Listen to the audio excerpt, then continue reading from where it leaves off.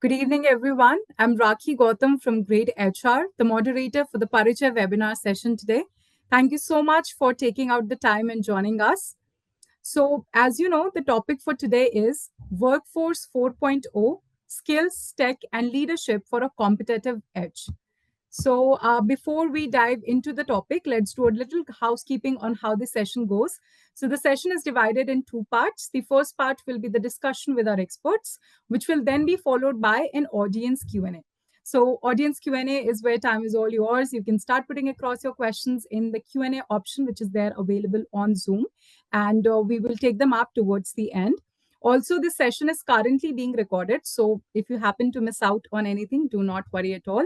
We've got you covered. We will share the recording with you once it is done, and it will also be available on our official YouTube channel under the playlist Parichay. So you can always go there and watch it later. Now, I think we have the quorum with us to start the session. But before we do that, let me quickly tell you what all we will be discussing. So we will dive into the Workforce 4.0 and explore what it takes to stay ahead in today's fast changing world. We'll also talk about the key pillars, which are skills, technology, and leadership that are shaping the future. We'll also be discovering the evolving skill sets that you will need, how the latest technologies are boosting efficiency, and the leadership strategies that make navigating change smoother. Plus, we'll also be tackling the challenges of workforce transformation and share practical steps and tips with you to help you succeed. So, whether you are an HR leader, a business executive, or an aspiring professional, this session today will equip you with the insights to adapt and excel in a rapidly evolving workplace landscape, ensuring readiness for the future of work. So, of course, I talked about a lot of things, and to decode all of that, we are thrilled to have with us today Miss Jyoti Menezes, founder at Strive, and Saurabh Kale, head of people and culture at Talent 500. Let me quickly take you all through their profiles. So, Jyoti is a seasoned HR leader, leadership coach, and a CHRO with a proven record of transforming cultures and driving people focused strategies. At Pyramid Corporate India RF, she aligned HR initiatives with corporate goals, delivering significant workforce savings without compromising productivity. Her expertise in learning and talent review has enhanced succession planning and managerial skills, while her focus on collaboration and communication has reduced attrition and reinforced core values at various organizations. Jyoti's leadership in strategic HR and talent development continues to shape organizational excellence today, also with her organization Thrive. Thank you so much, Jyoti, for joining us. It's a pleasure to host you today. Thank you, Rakhi. Thank you to greytHR team for this opportunity. Great. Let me quickly take you all through Saurabh's profile as well. Saurabh is a seasoned HR thought leader and explorer at heart, with over 15 years of rich experience, global experience spanning the US, Middle East, India, and the Asia Pacific. Known for collaborating with CXOs to establish and scale HR functions, Saurabh excels in talent management, learning, leadership, and organizational development. A natural innovator, Saurabh is recognized for creating technology enabled people solutions and implementing strategies that drive growth and scale. With expertise in change management, performance management, and cross functional collaboration, Saurabh is committed to fostering people centric cultures and psychological safety. A strategic thinker and empathetic leader, Saurabh reframes perspectives to deliver impactful outcomes at various organizations. Thank you so much, Saurabh, for joining us today. It's a pleasure to host you as well. And thank you for having me. Happy to share my experience. Great, great. So, our audience must be feeling that we have gotten really, HR magicians with us today, who are, of course, the trailblazers in their industries. And the conversation today, which is on Workforce 4.0, is something that everybody has been talking about. It's nothing new. It's been in the talks for the recent years, and there's been so much change that is happening, right? That everybody wants to be at the top of their strategies, right? So to start off with, Jyoti, what are the key trends and shifts that you are observing in relation to Workforce 4.0, and how are they reshaping the future of work in your opinion? Sure. I think the clear aspect about where the HR strategy or workforce strategy is getting impacted comes from the aspect about what's happening to the business. So if you see, all the businesses are now moving towards really adopting the AI technology in different parts, pieces, operations, but I don't think so there is any organization who says, I don't want AI.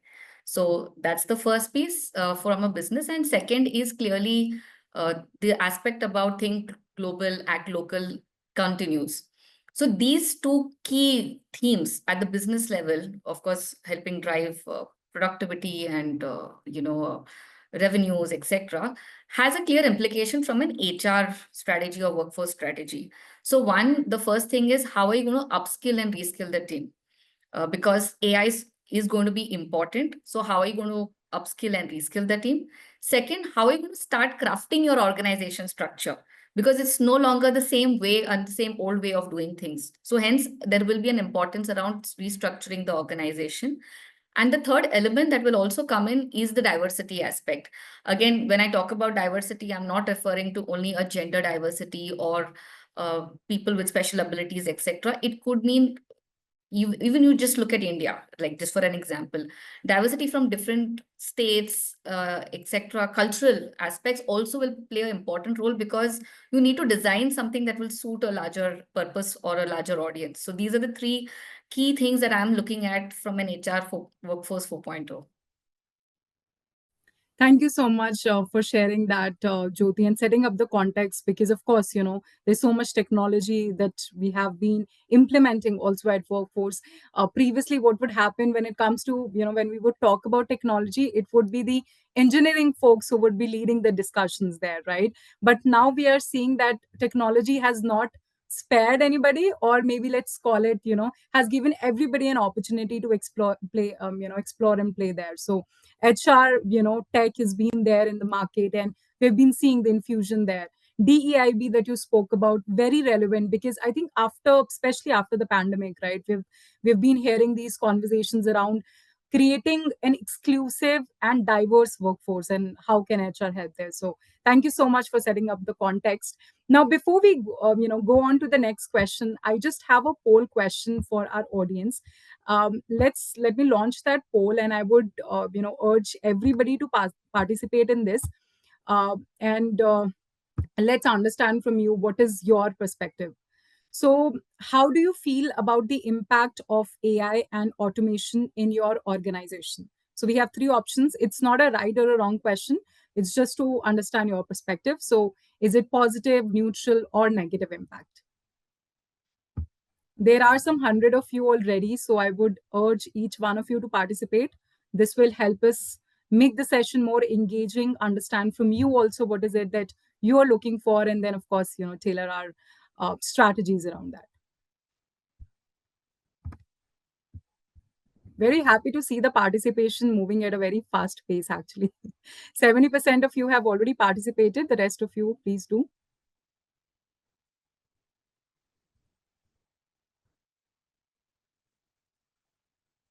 Also, in the meantimes, while we are working on this poll, if you want anybody to also join this session who you think your HR colleague, or anybody who you think would benefit from this session, you could also share this live link with them. They'll be able to join. Okay, let me end the poll now and share this result with all of you. I'm equally excited to look at the result. Yeah, so 71% of you feel that it has had a positive impact. 24% also say that it's neutral, and then we also have 6% saying it might have a negative impact. So thank you so much, everybody, for sharing this. Now, I'm going to put this on Saurabh to help understand from you. So, we talked about, we are, in the poll that we asked, it was artificial intelligence and automation. So, in your experience, what role do you see AI and automation playing in the development of a workforce? And how can leaders especially help their teams, embrace these technologies? Great. So before I begin, I wanted to kind of establish a few principles so that where I'm coming from probably will be better understood. Number one, I think be it Jyoti, myself, or any other person on the call or otherwise, I think we are all HR practitioners who have adapted ourselves to the changing environment. I think our education and training was pre-COVID, and COVID taught us a lot many things, how remote workers can be kind of, made efficient and effective. At the same point in time, return to office, to work from office, and so on and so forth. So I think we are all practitioners of human resources in that sense, and not an expert. So that's the first principle I want to establish on. Second, I think there's a saying, right? The more you hang around a barber shop, you're likely to get a haircut. So I think technology or AI has not spared any one of us. And whether you're part of human resources department or any other function in the organization, as a workforce, as a I would say human capital, we are kind of exposed to it, and at point in time we will be expected to deliver through it as well. So that, these are two principles on which I want to kind of start off my premise on the question that you asked. So number one, I think the way I see the whole technology, I think the low end would be chatbots, the high end would be generative AI, and so on and so forth. So uh, the way I look upon them is they automate your mundane work to make way for your strategy or strategic work. So and I don't think so we necessarily need to be afraid of it or kind of think it's negative impact on us. And more so over, it's here to stay. So I think it's time that we make peace with it to a very large extent. And I like to give the famous example of Canva. When it kind of started, people thought it's only used for fancy design, probably making logos and so on and so forth. Today, in many really good pitch presentations, I've seen people use Canva, and the regular animation probably also kind of is enhanced. And this is a very low end example I'm giving so that lowest common denominator, everyone understands it. So from that point of view, and it's here to stay. And it's only getting enhanced. Today, you want to kind of do a image, just the way you have Mid Journey for it, you also have Canva for it similarly. So I'm just trying to say that it's here to stay. At best, what may happen in the future is the intensity may go up or down. Maybe the popularity at a point in time of the chatbots was extremely high. Today, it's very low. It's very similarly likely to happen, but I don't necessarily see that it's going to go away for sure. So best is, to embrace technology at this point in time, automate it to kind of supplement your work, complement your efforts, and, make way for a more strategic involvement as such. Finally, for leaders and leadership, I'm going to say that, if you're very new to it, begin with chat GPTs of the world, prompt engineering, or to a certain extent, explore the other tools like Claude, Gemini, and I'm sure the list is endless. The entry into that foray is extremely important at this point in time than to kind of, think, is it the future or is it just a fad at this point in time? I think we need to kind of, take the leap of faith, jump into it, adopt the digital transformation that most of the companies are going through. And I think that's the way forward. So that's in short what I think about how AI automation and the leadership probably can benefit out of it. Sure. Thank you so much for that, Saurabh. Completely agree with you on all the points that you mentioned, but I would like to highlight one point, which was, use it to complement your work. So, when ChatGPT was launched, there were so many debates happening, people posting this very common question on open forums: is AI going to take away our jobs? Right. So, as you rightly said, it is here to complement your work and not take away your jobs or your work. And with the infusion of technology, artificial intelligence, or automation in our tasks today, as you said, manual intervention can be so much lesser, and you could focus more on strategic initiatives at an HR, leadership level that we can do. So thank you so much, for sharing those insights with us, Saurabh. Now, we talked about the role of AI and automation, and of course, with that, and whenever we talk about change, there's a lot of upskilling and reskilling which is required, right?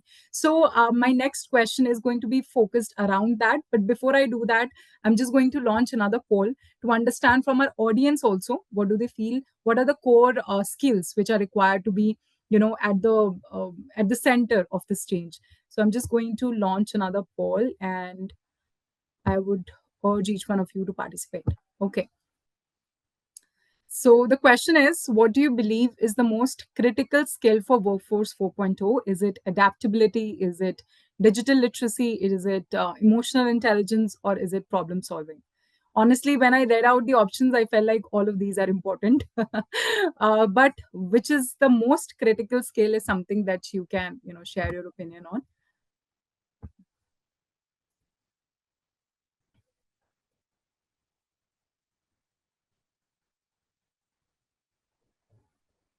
Also, anybody from the audience, if they want to share their experience of using this, any comment, feedback, or of course questions, you can start putting across that in the Q&A option, and we'll be discussing on that very soon.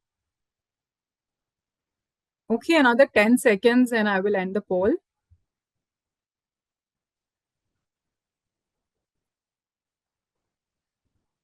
Okay, let's see the result. So 36% of you said adaptability, 32% is digital literacy, 23% goes with emotional intelligence, and 9% is with problem solving. Okay, then let me also share this with all of you. Yes, this is the result that we have. Now, of course, as you know, I also said in the beginning, and I'm sure my HR practitioners here would agree with me on that, that these all are important, right? But based on your requirements, based on what you have been experiencing, this is something that you have shared. Of course, it's not a right or a wrong question, just to understand your perspective. So, thank you everybody for sharing that. And now let me come to Jyoti.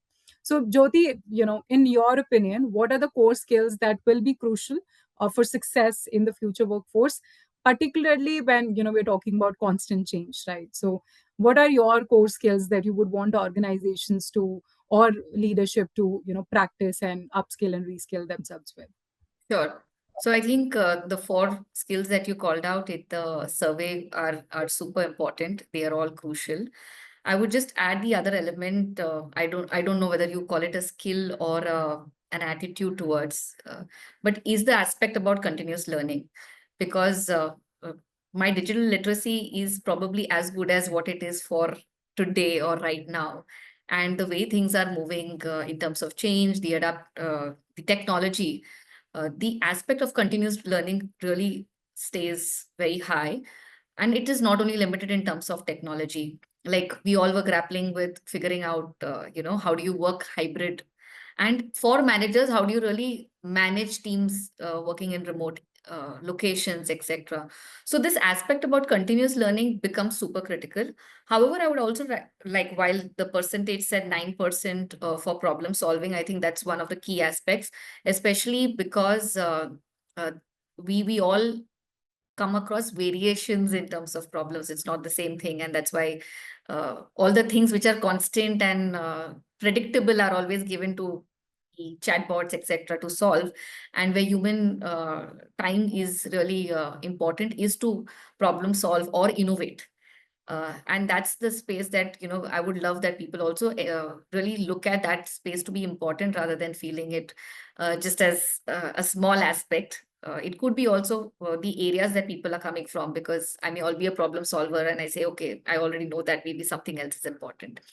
Of course, adaptability, because I believe that people will have more than one career going forward, or maybe two careers going forward. You must have started with X technology, but by the time you're moving ahead in your career, you're switching technologies, you're switching roles. There are roles that were never heard of before in organizations, which are now being carved.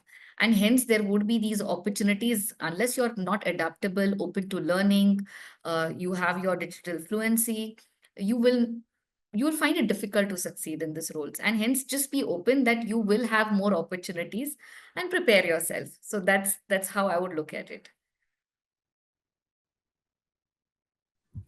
Sure. Thank you so much for sharing that, Jyoti. And yes, completely agree with continuous learning, right? Because no matter what happens, if we go back, 20 years or we go 20 years into the future, learning is something that will, help you float, that will help you race, that will help you be at the top, right? So if you keep learning, and of course, with learning, there's adaptability, there's, that critical thinking to problem solving. So all of that is very important. And when we talk about change, I think as you said, it's very important to also embrace that change, and how you can do that with these skills. So thank you so much for sharing that. Now, just adding to what we just discussed, Saurabh. So we know that, okay, these are the skills which are important, and but when we see that there's so much change already happening, and there's so much sort of it might become overwhelming for our employees at times, that, okay, I also have to learn this, I also have to learn this. There are newer technologies coming in every day, literally. So as leaders, what are the most effective ways that they can equip their teams with the mindset and skills that are needed to adapt to this constant change? What is it at the leadership level that we can do in order to keep our employees motivated also, but to also push them to keep learning and embracing their change? Great. So, before I move on, I just want to double tap on what Jyoti said as well. I mean, in my experience, I've seen that problem solving skills are the number one skills that, even many of us look for in our teams today. Second is what I look for in my team member, when I'm hiring, is the ability to articulate that problem statement. I think more than the communication, it's also the ability to articulate that what exactly is the problem, kind of thing. The tools, adaptability, whatever, digital literacy, everything follows after that. But primarily, I would, just double down on what Jyoti said, that these two are the most crucial skills that each one of us look for in our team members today as well. Going to the next part on how do we kind of, encourage these folks to, improve their current skill levels and so on and so forth. I feel it's a push and a pull, all right? It starts with a push, and then it becomes a pull, all right? I like to go back to 1998, 99, probably, when the computers were introduced in the banks, and there was a lot of resistance back in the day. People typing with single fingers, and today probably all our fingers are utilized.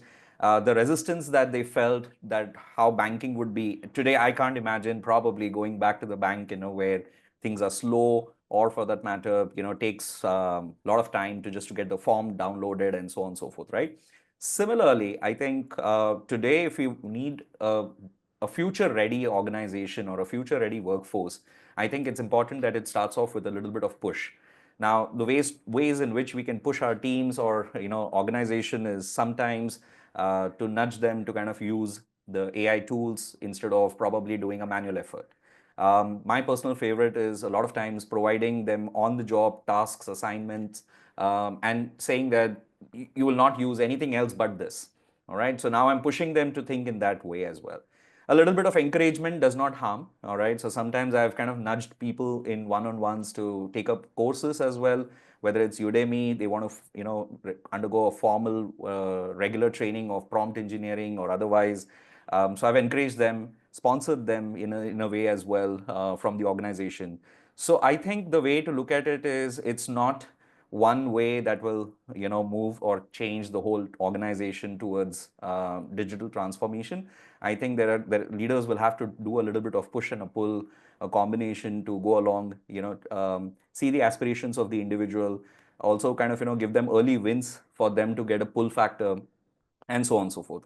A few examples that I've tried exploring this entire push and pull in my HR practice is around policy refresh.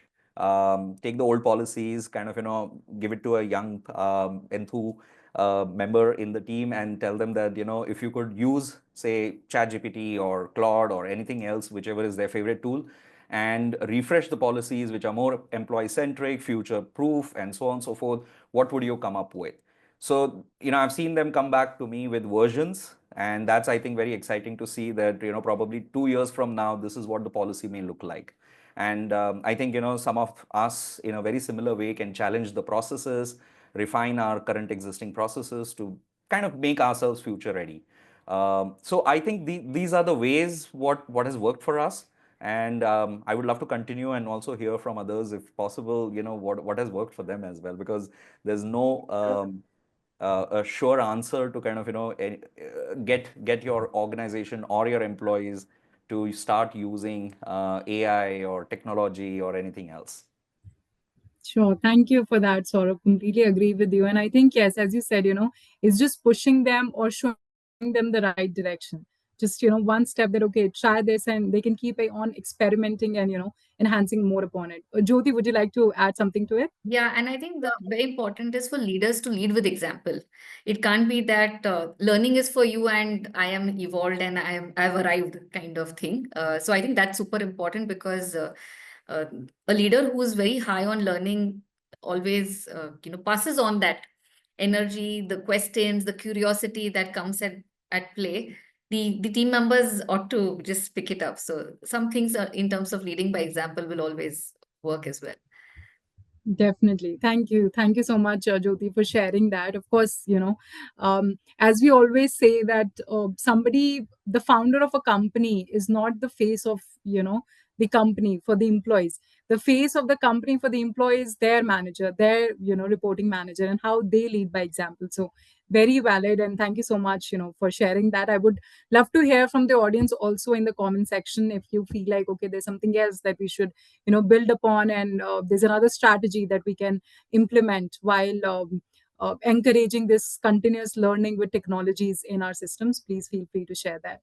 Okay, so moving on to my next question, which is around something which has been again talked a lot about in the recent past, which is emotional intelligence.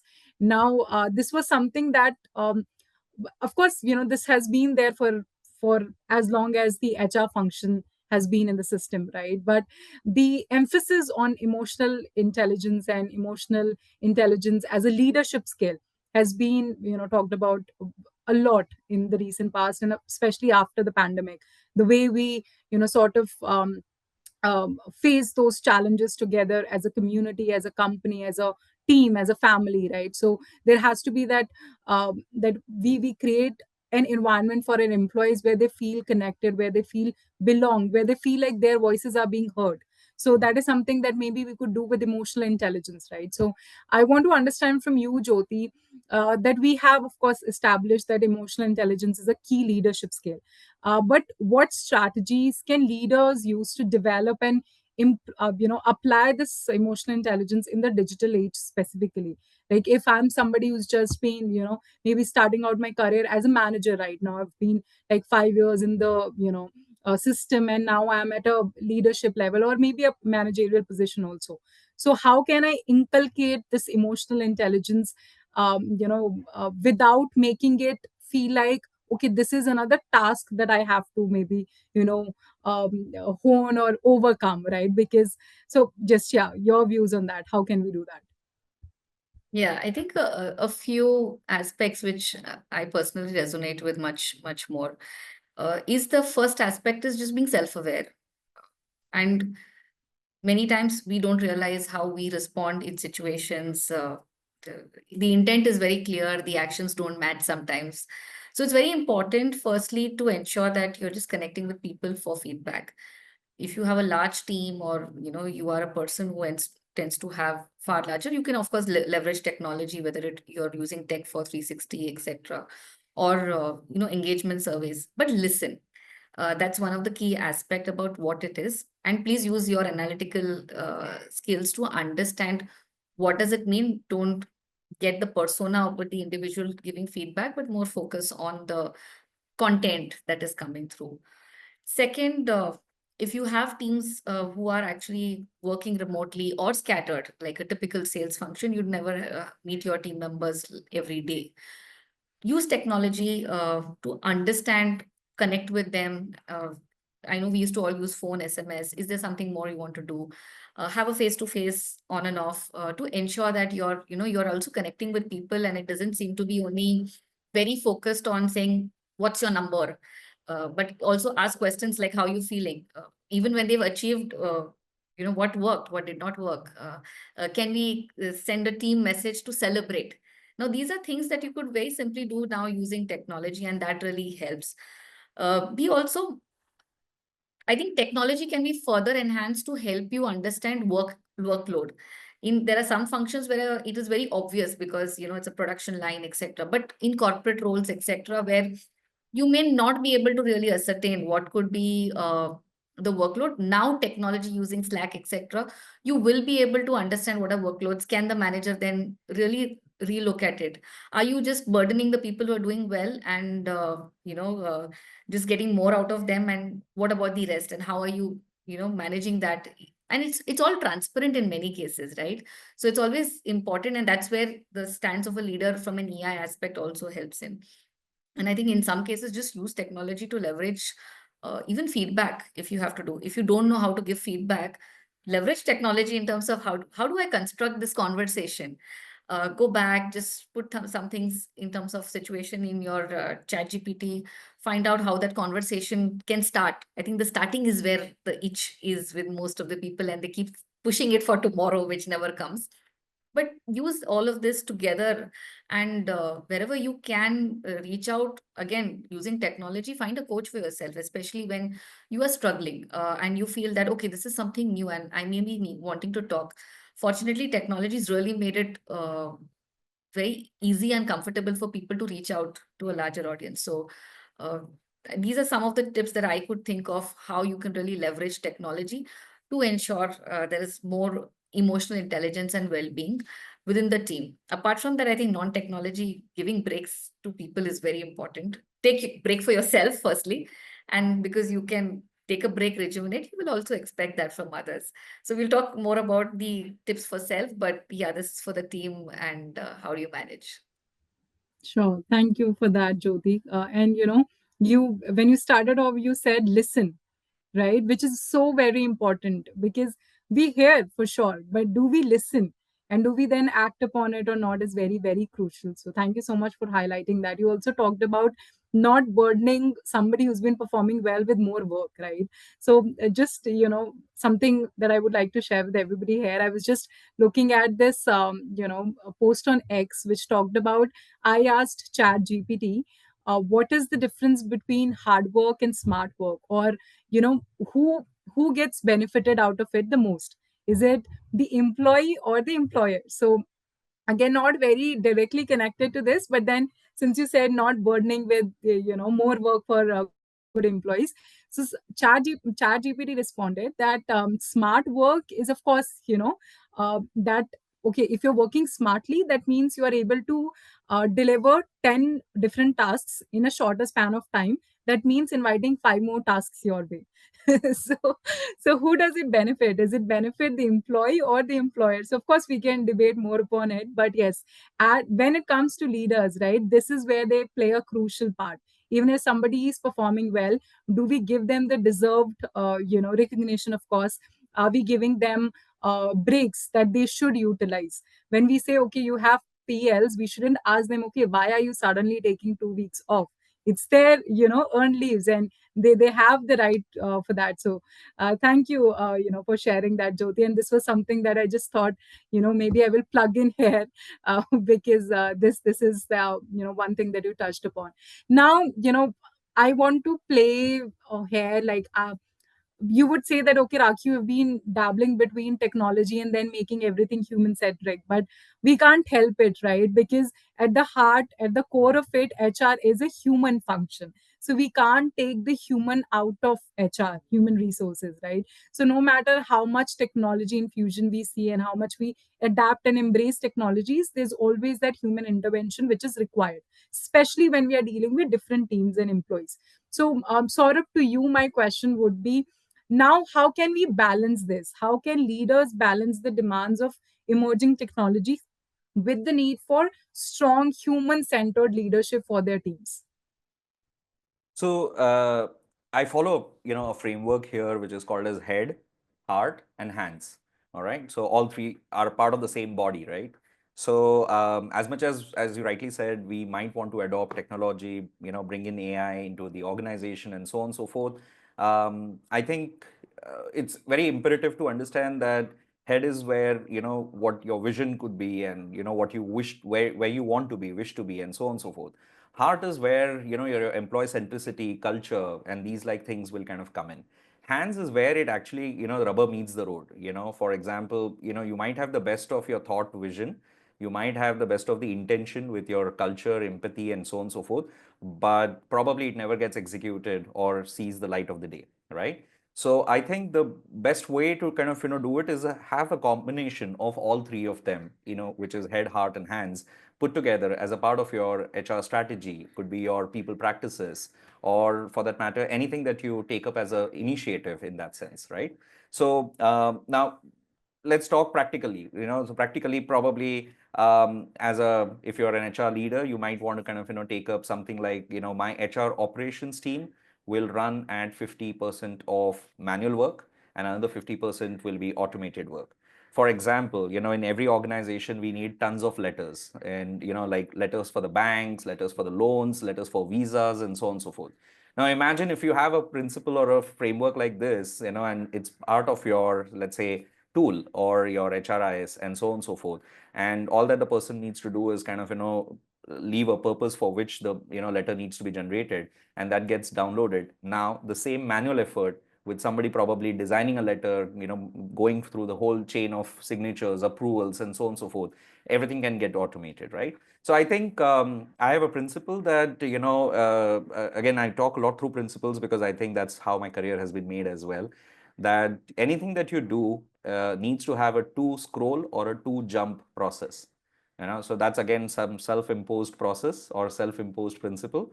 But if in an organization, in an HR team, within the HR team, if you're having two jumps, all right, oh, this for this you need to go to X person, for this you need to go to Y person.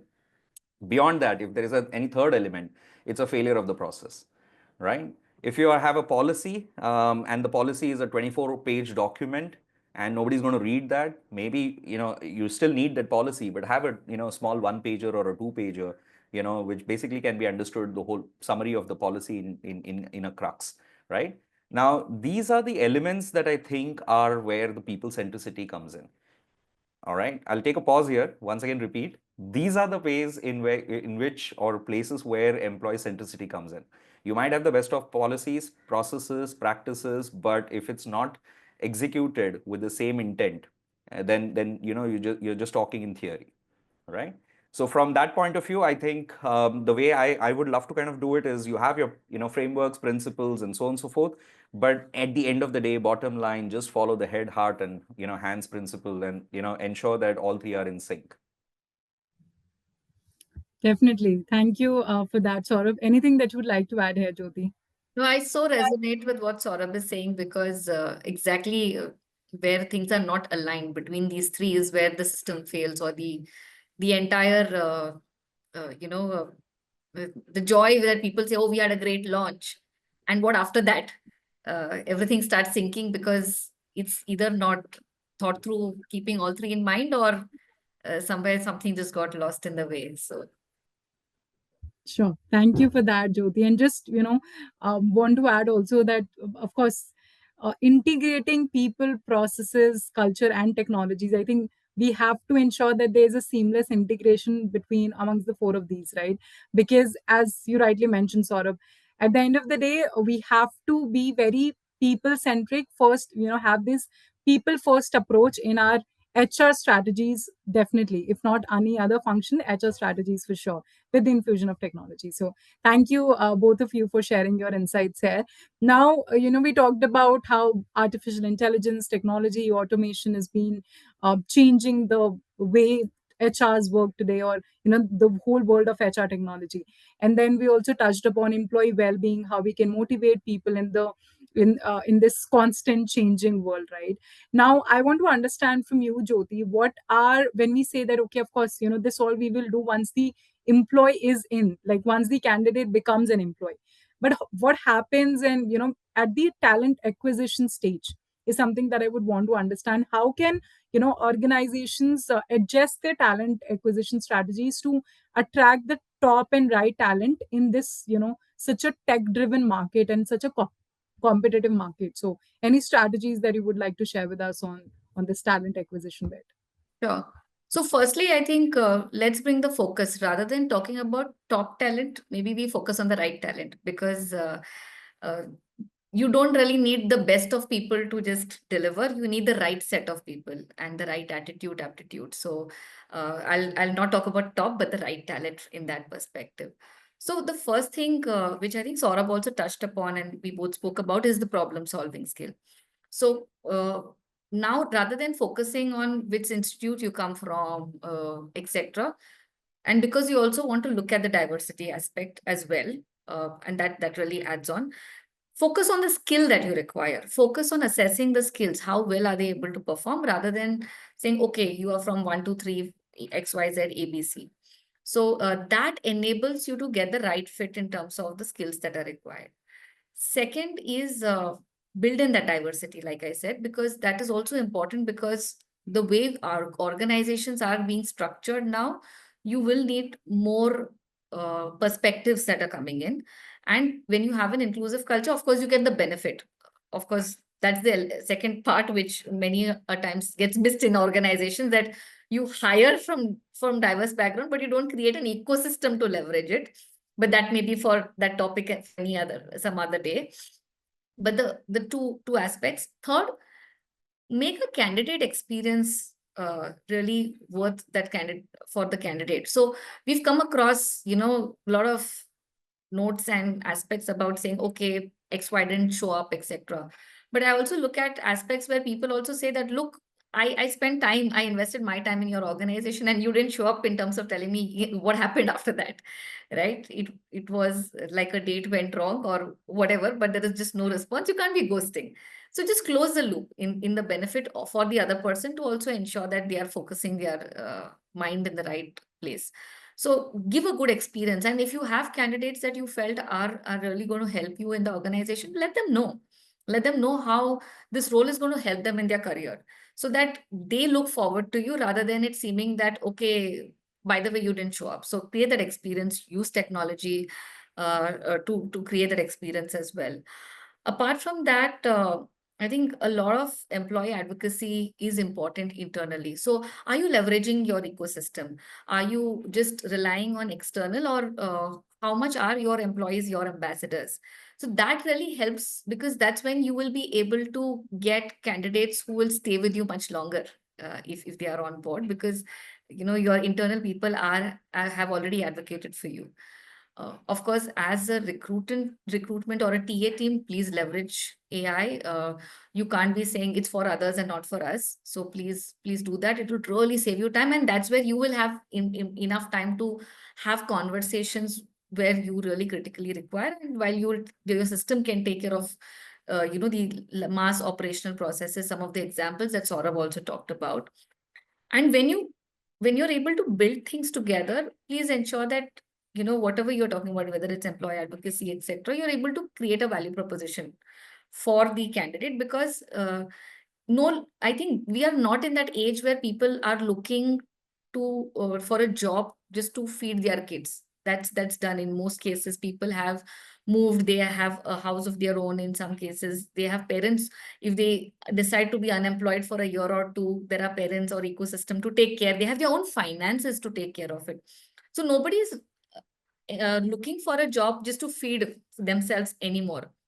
People are looking for a purpose. People are looking as to what I will add, either to the organization, to the global space, to the society, or to myself, right? So what is that purpose? And can you lead from purpose, rather than it just being, okay, this is your salary. Of course, compensation is important, because people feel the value for the work they're investing. So that's important, but it can't be the only factor. So I think the TA needs to then give some things to AI regularly, and focus on these other aspects and create that experience. Thank you so much for that, Jyoti. Very, very, on point, wonderful points that you shared with us. And of course, having employee ambassadors who can vouch for you, because we've seen the way a candidate also looks for, various job posts are different now. Previously, we might, connect through a third party, or just look at the website and see if there's any job posting. Now, social media is where everybody would just, go first. Click on your socials and see, okay, what is it that you have been talking about? What is it that you advocate for? What is it that talks about your company culture? before, because I think it's more of before employers rejecting anybody based on the requirements, it's mostly, the candidates might end up rejecting the organization if they feel like there's no purpose that they would add, or the company at large. So thank you so much for sharing this. This is very, I would say, forward thinking strategies that you spoke about. And of course, with technology, we could, take away those operational tasks and focus more on these strategies. So thank you for that. Now, we are coming to the end of the discussion, and I would just like to, quickly uh, give virtual kudos to Hiral from, one of the participants who have been sharing these very wonderful comments and her feedback on all the questions that we are discussing. So thank you so much, Hiral. I think emotional intelligence. Then there was a question on how to, emotional intelligence that we talked about. 3H concepts, yes, that Saurabh talked about: head, heart, and hands. So all of these, Hiral has been very attentive, I must say, and sharing this. So thank you so much, Hiral. There's another comment from Richa. Very interesting discussion. We'll wait for the video. So thank you, Richa, also for sharing your feedback. Now, I would urge every one of you to also put in your questions, because we'll be taking those questions very soon. I just have one last question for Saurabh to just sort of, wrap up this conversation today. And of course, Jyoti, you could add on to that. Is We discussed so much in length about the strategies or the key areas that we should be focusing on. Now, what are the key metrics or indicators that, Saurabh, you think should leaders be focusing on to measure the success in, workforce 4.0? What is it that we should be focusing on and checking the metrics there, that, okay, we are at the top of the things? So yes. So it's very subjective. So I'll try probably answer it in a particular way. But again, every organization is different, trying to solve a different problem. In some cases, products are quite mature. In a lot of cases, marketplaces are kind of yet to be discovered. So I think the metric that I prefer to kind of stick to, or as an advice to the CEOs and the founders that I work with, is still old school, but I think it's still my favorite. It's balance scorecard. And it primarily touches at least on three major parts on which every organization and as an HR advisory you should focus on. The first one is finances. Ultimately boils down to our salaries.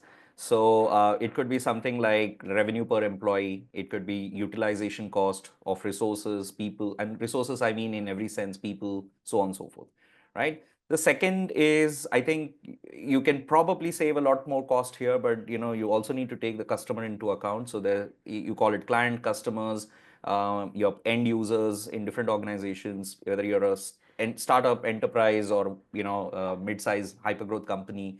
End of the day, customer CSAT ratings, or let's say business per employee, or you can say business per account, and so on and so forth. So all these could be around the customer related things. Growth, for that matter, something which I personally, I've handled certain portfolios in my career which led to innovation, idea generation, and something which again I'll tie it back to head, heart, and hands. Ultimately, ideas generated to ideas executed. What's your ratio like?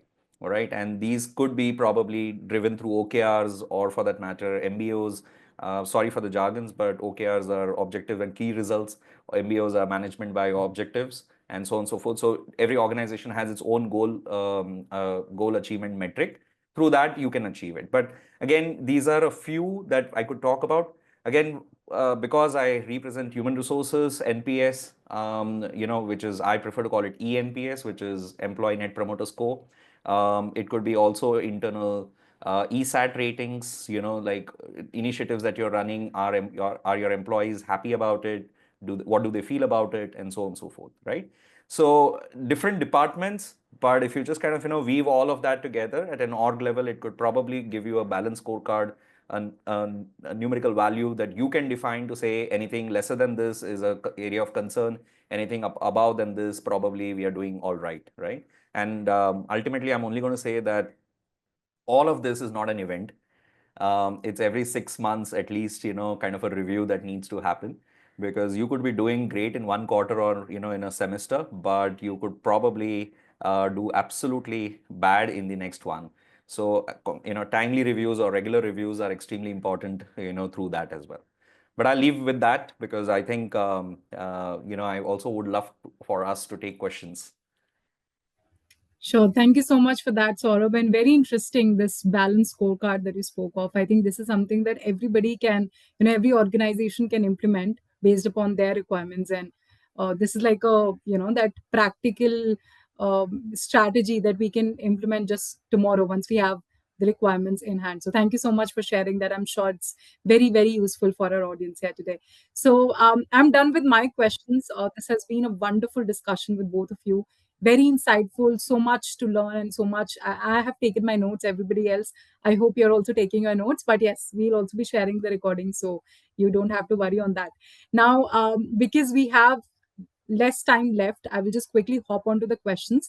I already see some two questions there, but yes, anybody else also, you can start putting your questions now. Any feedback also, and we'll take them up. So the first question is from Hiral. This is for you, Jyoti. Can you explain with example or more details about employee ambassador? Sure. So, thanks for the question, Hiral. So, when I'm talking about employee ambassador, what we are referring to is firstly, let's talk about whenever you are in a social forum, etc. If you're an employee or I'm an employee, how do I talk about my organization? It all comes from the aspect about how my organization makes me feel. So, if I'm a well taken care of employee, I will talk about great things. If somebody just pops in and says, okay, Jyoti, what can you tell me about your organization, or what are you working on? What's exciting? If I'm happy working in my organization, I will have a lot of positives to talk about, and that's the employee advocacy just to start with. Second is, even in terms of the organization, especially from a talent acquisition context, many times people come to know about positions from outsiders because these get posted somewhere externally, but nobody is telling the employees like, look, we are expanding, and if you know of someone internally who can step into this, you want to refer someone internally, you want to step for yourself, you want to refer yourself, or you want to refer someone from outside, welcome. This is the job description, this is the key skills that we are looking for, and you create a platform for people to actually send this. What I have seen in some organization is people have some things around this.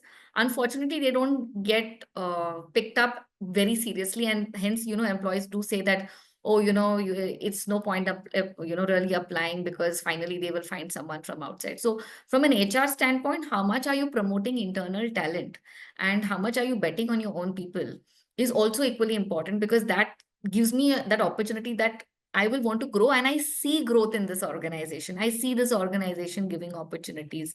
I see them taking me seriously, rather than saying, "Oh, if I have to grow, I have to grow. I have to go and apply in some other organization," because I've never seen anyone moving in the organization through these open channels, etc.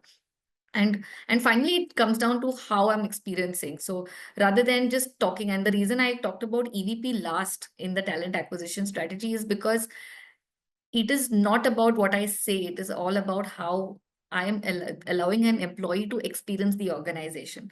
While the EVP may be a good statement, but that statement cannot be real unless people are experiencing, exactly like Saurabh said, the head, heart, and hands. Unless I'm not experiencing, they'll say, oh, they write all this, but it's not that great. Look, my manager is calling me on some weird timing for something which is not critical. So when you start getting a sense, people will say, okay, yeah, we've seen that, but I know of a real experience. Somebody shared their real experience, and I'm not excited about joining your organization. So your EVP is a failure if people don't experience it. So that's the aspect about employee advocacy, Hiral. I hope I've been able to clarify on that. Thank you, Jyoti, for that. I'll just quickly move on to the next question. This is more like a rapid fire round that we'll do, of course. With this, when I say rapid fire, anyway, we have lots to cover in terms of insight. So it will not be one word answer, but I'll just quickly, jump on to the next question. So, Saurabh, if you could help here, this question is from Shakshi. The question is, which AI skills are useful in the HR domain? I would probably start off quickly by stating pick up prompt engineering. At least that could be a starting point. Of course, tomorrow you probably want to kind of use the same skills to refine your policies. We have built chatbots using, the entire AI as such. Just to tap on what Jyoti was saying, as a part of pre-onboarding, There are a lot of these questions. How many leaves can I take to probably what's the dress code in the office and so on and so forth. So we created like a Slack integrated chatbot with a FAQs, and it would push, at regular intervals these questions. So even if the person is not thinking, it's like a proactive support that we are willing to provide you, right? So the way I see it is, you should know what basically the problem is. So gets me back to simply Apple days, when Steve Jobs was asked, did people require Apple Pods and so on and so forth? He said, today they don't need it, but tomorrow they will. All right. So something similarly, if HRs can identify, what is going to be the future problem, how can we better the experience, so on and so forth. I don't necessarily want to stick to AI skills per se. I would go back again to solving the problem. AI, once again, is just to complement and support you in that whole process. Sure. Thank you for that, Saurabh. There's another question sort of similar to this, but they want to understand what are the top AI tools available for HR and payroll management. So, Payroll anything like management, I don't think so. Payroll yet is fully AI kind of enabled today, because Indian compliance system is quite still rigid. But let's put it this way, that if it's a run-of-the-mill, month-on-month payrolls, that needs to be done, more or less today, AI can at least help you identify the delta differences in the salary drawn in the last month and this month. So I would say it would be more of an error identification through AI. I'm aware of this at this point in time, but I'm not aware of how probably payroll can be completely automized through AI. Thank you for that, Saurabh. Moving on to the next question, which is from Priya Sinha. How to measure employee happiness for startup organization having 20 employees? So either of you would want to take this one up. Okay, I'll take that up quickly, Jyoti, if you're okay. I work for startups, and I worked with 0 to 1 phases in many cases. So, being founding members, with just 5 people. If it's 5 people, a focus group discussion or a simple interview will help. One-on-ones will help. If it's a 20 member and probably they are staggered, then have a set of questionnaire, push it out, in simple Google Forms or forms in MS Teams, definitely helps. But we aren't talking of scale. So at this point in time, this is easily achievable to understand. Just focus on getting the right questions to get the right responses. As they say, you will get the right response if the question is asked, if the question asked is correct, right? So focus on the right questions at this point in time. But when 220 becomes 200, I think feel free to reach out. I'll be able to help you out with another tool. Sure. Thank you for that, Saurabh. There's a follow-up question to this. How can we make steps for employee of the quarter so that any employee can follow the steps and become employee of the quarter? Maybe like a guidebook, if either of you could share. Jyoti, you want to take that, or should I just give it a shot? So, sorry, the question was, how does an employee become a employee of the quarter? By following the Yeah, so steps. yes, by following the steps. Okay, that's tricky, but what do you want to achieve? Becoming the employee of the quarter is very important. I feel if your organization already has certain competencies or aspects which are called out, and you're doing it consistently without really disrupting, and some cases just put your, you know, you're stepping forward to make things consistent. Don't do it today for today and drop it for tomorrow. If you're doing smaller steps and making that impact finally for the customer or the business, you can achieve in that sense. But yeah, if you're in a relative environment, you'll also have to see how others are performing, etc. So those things come into play. Sort of, this is what I could think of. Yeah, I'm Up just to you. thinking of a little quirky answer, but so there are two parts to this. I'm guessing it's Priya. So, Priya, there is a what and a how. The what is the performance, which can be followed through steps. But the how part is the values that you display, when you kind of, get a recognition, right? And that is exactly what Jyoti was talking. It's relative, it's very subjective. You may not kind of, cover up that value that your organization is expecting you. So I would only say that do your best. Recognition comes along if you're in alignment with your goals and the organization's vision. So that's definitely going to come up. But there is no such thing that, at least in my career, I've seen that you follow the steps and you become the employee of the quarter or the employee of the year. it doesn't happen that way. Sure. Thank you for that, Saurabh and Jyoti. Quickly moving on to the next question, which is from Savarna Deep Paul, HR Operations at Bandhan Bank Limited. The question is it possible to resolve conflicts between internal teams related to cultural differences with the help of artificial intelligence? I'll take a dig at it, and Jyoti, maybe you could add to it. So Swarnadeep, what may help you is if you have decoded what exactly is the conflict about, and pose that through a good prompt that what could be the solution for it. Will it always work? No, it's a guidance. All right. So you might get, say, try 1, 2, 3. You may try all three, and it still might be a failure. But what could be a starting point? At least, if you have identified what the problem is, you can use AI to solve for it. But I still very strongly believe that AI cannot read between the lines. You can. So that's where the human interaction, people connections still play a very important role, and AI will never be able to replace that. Yeah, and I think for some cases, don't necessarily have to always rely on AI. You have a manager, you have some seniors around. Please leverage humans as well and their experience. Like Saurabh rightly said, it's very difficult to read between the lines and the nuances. But very important is as an individual, please ensure that you are able to differentiate the problem statement and the people, because sometimes this is where the conflicts typically arise. If you're able to really demarcate that aspect and bring in uh, and take some advice, I think that will be far more helpful. Apart from the prompts that Saurabh was talking about, I agree to that. But first, you have people around, please leverage.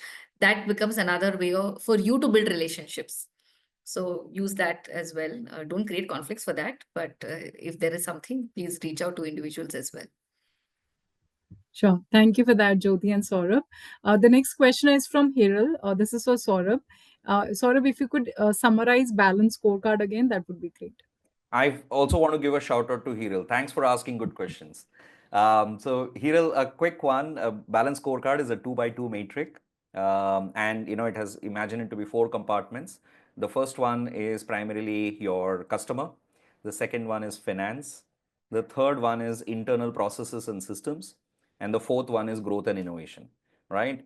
This is a very old school concept. Plenty of research and information is available on the Google. Just in the interest of the time, I'm giving you a very high level overview of what the 4 blocks look like. But how can you choose the metric? How can you evaluate? Try AI. Maybe this will give you a few more responses than the Google what Google already has. Sure. Thank you for that, Saurabh. So we have one last question. I'll just read that out and you both can help us with that. So, how can learning be boosted in today's workforce? What strategies can be implemented? Of course, we did touch upon this, but if you could just want to add something more to it. Jyoti, you want to Yeah, go? maybe I'll just start. So one is learning, try and link it to some outcomes. The reason is that if I'm saying, okay, there is a project that you need to deliver and you may need the skill, pick up a learning around it. It becomes a part of that experience or the process for the individual, and hence they will be more motivated to learn because they know they need to use that skill in that immediate future. So that's one of the ways, because every time we tell learn something, create a project which is completely out of your scope, people don't have the time and bandwidth. But if you can start integrating projects and deliverables for the organization, for the individual, that becomes one of the best ways to get down it. It's exactly like you'd not want to learn driving if you know you're going to get a car or you're going to start driving much later. You'll say, okay, I'll do it closer because I want that skills to be fresh, etc. Second, of course, motivate, reward in some cases, quick wins, small celebrations about, and also share some of the impact of learning. So I learned this, because of this, I could do XYZ much better, my efficiency improved, and now I can take up some more work, which I feel will help me in my growth.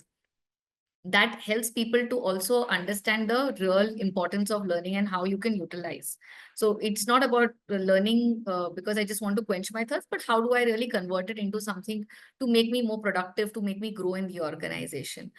Third, in some cases, like Saurabh said, there will be some aspects of push as well.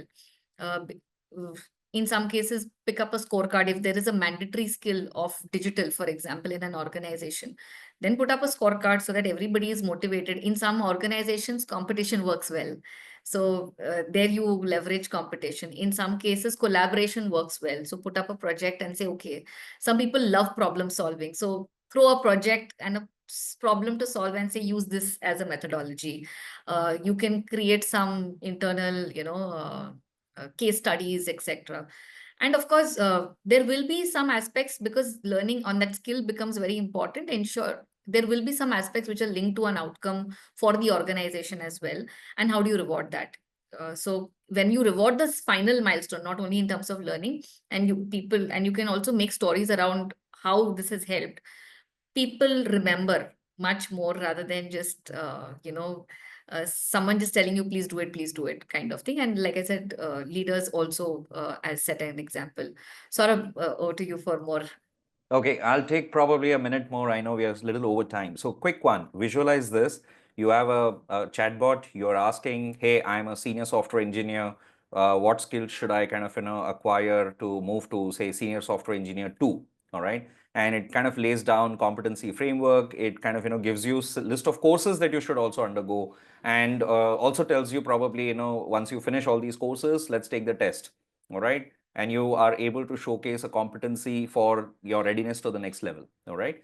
Uh, and you take that back to your one-on-ones to your manager and say, hey, here I was hired for as a senior software engineer one. I'm now showcasing or displaying the ability to kind of take on, I'm ready for a promotion.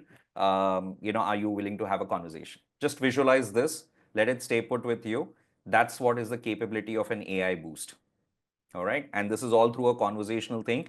Today, Jyoti is a coach. So I'm just going to kind of, say there are in the coaching spectrum, there are low end on the spot or in the moment coaching. And then there is a high end executive coaching as well.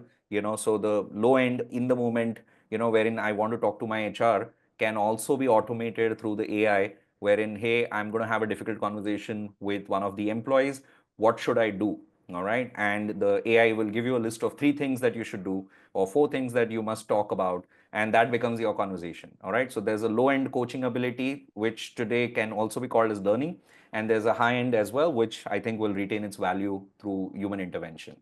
But just thought I'll give you a visual. Hopefully that gives you the capability of what all AI is capable. And once again, I'm going to say it's the nature of the beast.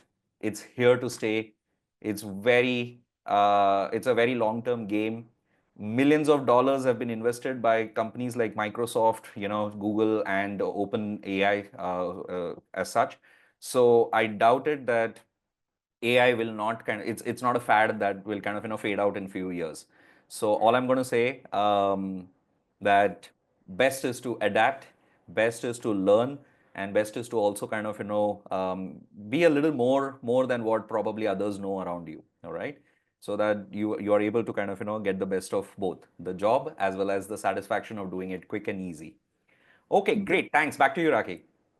Thank you so much, Saurabh and Jyoti, for that very insightful, answer. We've been getting a lot of good feedback on the comment section as well. I know we are already, 10 minutes past the time that we had said, but just one last question has come in. In the meantime, I'll share my screen and take us through the end of the note. But if you could share, okay, that's gone. No problem. Acha, it's already answered. Okay, great then. Thank you so much once again, Saurabh and Jyoti, for such a thought-provoking discussion today. It was great to have you both. I think this was one of the most energetic session, if I may call it that, in a while. So thank you so much for being, such great HR practitioners. I'm going to go with that and sharing those wonderful practical tips with all of us today. Thank you so much once again. Just to quickly end the discussion today, I am going to share my screen and take everybody through. Yes, so we have a great tribe community. This is for our audience. This is a free community that you can sign up to, where we have 9,000 plus payroll and HR experts who you can connect with, ask their questions related to HR, tax, compliance, and they'll be able to help you out. So you can sign up to this community, and this could be another way to enhance your knowledge in the HR and payroll domain. Second, we are also available on WhatsApp. This is the QR code which is there on the screen. So any questions related to Great HR as a product, or anything to do with customer support, or these webinar sessions that we've been doing, podcasts that we do, anything that you have any questions on, you could quickly connect with us on WhatsApp as well, and we'll be happy to help you out. Now, I'm just going to share one registration link for our upcoming session, which is going to be on draft Digital Data Protection Act rules. So last year it was, DPDP Act was introduced, and some draft rules have been introduced by the government. So we are going to have a detailed discussion on that on 4th of February. So anybody who's interested to sign up for that webinar, they can do that through the registration link that I've added in the chat right now. So you can go there and register. So yes, that's about it. Thank you once again, everybody, for joining in. If you have any more questions, you can write to me on my email ID, which is there on the screen. And this session will be, the recording will be with you by next week, and it will also be there on our YouTube channel. So you can always go there and watch it later.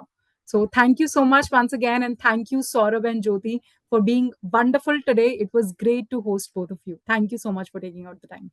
Thank you for having us.